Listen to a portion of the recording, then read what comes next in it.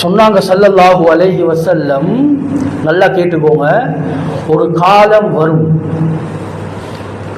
யும்ஸஹு கௌமுன் ஃபி ஆகிரி ஸமான், கடைசி காலத்தில் ஒரு கூட்டம் உருமாற்றம் செய்யப்படுவார்கள்.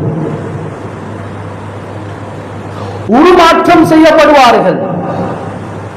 சஹாபாக்கள் கேட்டாங்க, யா ரசூலல்லாஹ், அஹும் யுஸல்லூன் அம் யஸூமூன், அவர்கள் தொழக்கூடியவர்களா, அவர்கள் நோன்பு பிடிக்கக்கூடியவர்களா? சொன்னாங்க, நோன்பு பிடிப்பார்கள், சரியான முறையில் தொழுவார்கள், என்றாலும் அவர்களிடத்தில் மதுபானம் குடிக்கக்கூடிய பழக்கம் இருக்கும். சொன்னாங்க ஸல்லல்லாஹு அலைஹி வஸல்லம், ஒரு நாள் இரவு வரும், யஷ்ரபூனல் ஹம்ர், மதுபானத்தை குடிப்பார்கள். அதே போல சங்கீதம் பாடக்கூடிய பாடகிகள், சங்கீதம் அந்த மஜ்லிஸ்ல நடக்கும், அப்படியாப்பட்ட நிகழ்வுகள் நடக்கும். இந்த நேரத்தில் இவர்கள் உருமாற்றம் செய்யப்படுவார்கள். சொல்லி போட்டு சொன்னாங்க,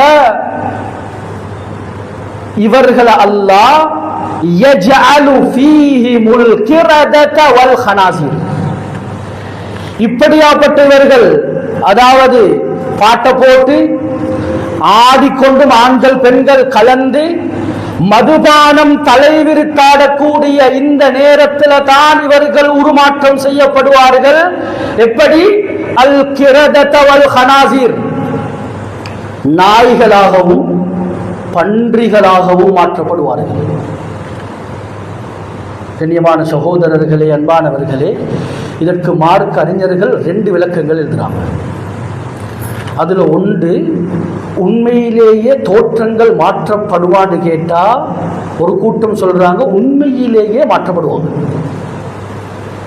அப்போ நாங்கள் யோசிக்கணும், டிக்டாக்கை கொஞ்சம் திறந்து பாருங்க, எங்கட பெண் குழந்தைகள், எங்கட வாலிபர்கள் எல்லாம் கல்யாணம் முடிஞ்சு ஆட்கள் எல்லாம் போனதுக்கு பிறகு இந்த தெஹிவலை வெள்ளவத்தை இது போன்ற பெரிய ஹோல்களில் பாருங்க, எங்கட வேற யாரும் இல்லை, எங்கட தேசிய ஆடையை அணிஞ்சு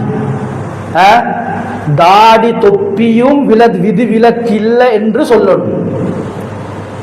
எங்கட தேசிய ஆடையோட வயசாளிகள், எங்கட ஹாஜியார்மார்கள் கூட ஆடக்கூடிய காட்சிகளை நாங்க டிக்டாக்ல, ஃபேஸ்புக்ல, லைவாக, யூடியூப்ல நாங்க பார்த்து கொண்டிருக்கிறோமே.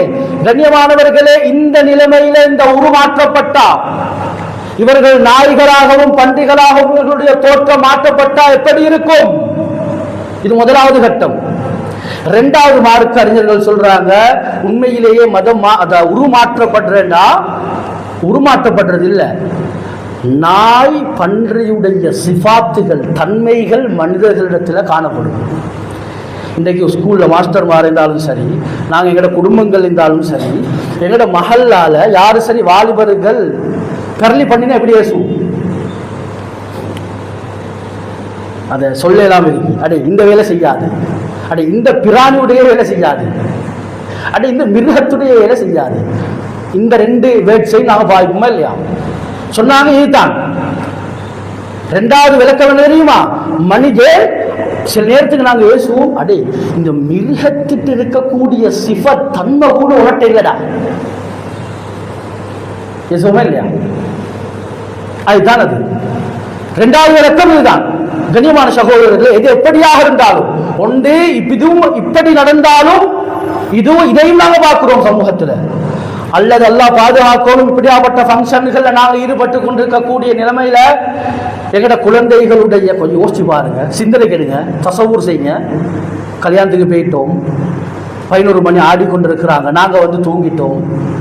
இப்போ திடீர்னு கேள்விப்படுது 2 மணி போல, அடே போன கல்யாணத்தில் இருக்கக்கூடிய ஆடின எல்லாமே குரங்குகளாக பன்றிகளாக மாற்றப்பட்டுட்டாங்க. எப்படியும் ஊட்டத்திலே போயிடுமா, பஜாருக்கு போயிடுமா? கண்ணியமானவர்களை, நாங்க பெற்றோர்கள் இதைத்தான் யோசிக்கணும். இதை யோசிச்சுத்தான் எங்களோட குழந்தைகளை வளர்க்கணும், அவர்களுக்கு வேலிகளை போடணும். கண்ணியமானவர்கள், இந்த அடிப்படையில் இந்த போதை வஸ்துக்களாக இருந்தாலும் சரி, நாங்கள் இன்றைக்காக கொடுக்கக்கூடிய சிகரெட், நிறைய பேர் கேட்குறாங்க, இந்த சிகரெட் குடிக்கிறோம் பிரச்சனை இல்லை, இந்த பாம்பராக்குன்னு ஒன்று வந்திருக்கு அதை போடுறோம் அது பிரச்சனை இல்லை, இந்த எஸ்விஎஸ் இது ஒன்று வந்திருக்கு அதை நாங்கள் பாவிக்கிறோம் அது பிரச்சனை ஒன்று இல்லை, அது பெருசா போதைக இல்லை. இப்போ இந்த நாக்கு கடியால் வச்சு ஒரு விதமான தூள் வந்திருக்கு, அது வந்து பெருசா ஒரு வித்தியாசம் ஒன்று காட்டுதில்லை.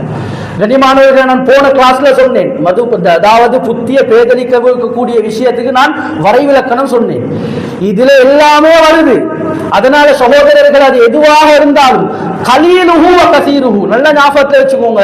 கொஞ்சம் போதை ஏற்பட்டாலும் சரி, அதிகமாக ஏற்பட்டாலும் சரி, அது கூடாது. ஹராம் மார்க் அடிப்படையில இதை பாவிச்சோம்னு சொன்னா நாங்க போதை வஸ்துக்களுக்கு அடிமையாக இருக்கிறோம்.